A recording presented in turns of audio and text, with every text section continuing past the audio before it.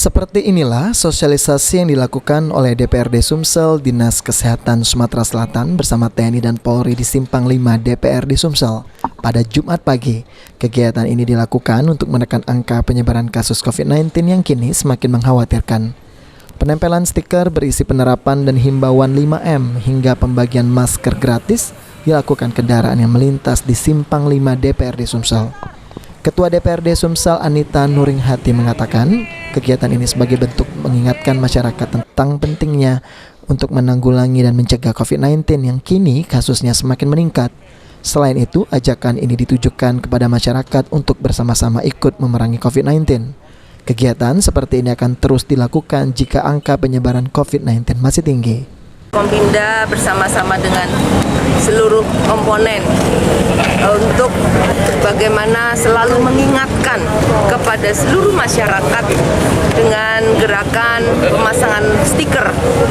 Namun pemasangan stiker ini bukan hanya memasang stiker, namun kita selalu mengingatkan betapa peningkatan COVID untuk khususnya Kota Palembang ini sudah sangat luar biasa. Sehingga kita terus menghimbau, kita terus mengajak kepada semuanya untuk tetap menjaga prokes dalam semua kegiatan. Kegiatan terus berjalan, namun protokol kesehatan harus dijaga. Ini adalah inisiasi dari kepolisian bersama TNI Polri.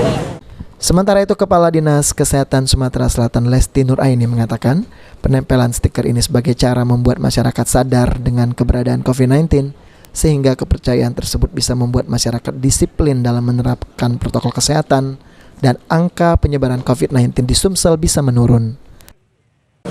Seluruhnya tidak ada lagi yang tidak percaya bahwa COVID ini tidak ada dan apa yang harus dilakukan oleh individu masyarakat, yaitu menjalankan 5M. Itu yang ada di dalam stiker tadi. Bagaimana cara pakai masker yang benar, bagaimana protokol kesehatan itu dilaksanakan, bagaimana jaga jarak itu yang aman, yaitu 2 meter antara satu orang dengan orang lain.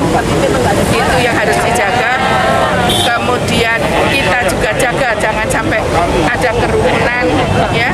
Kurangi mobilitas karena penularan ini cukup tinggi, melonjak terus. Siap. Sandi Pratama, PAL TV.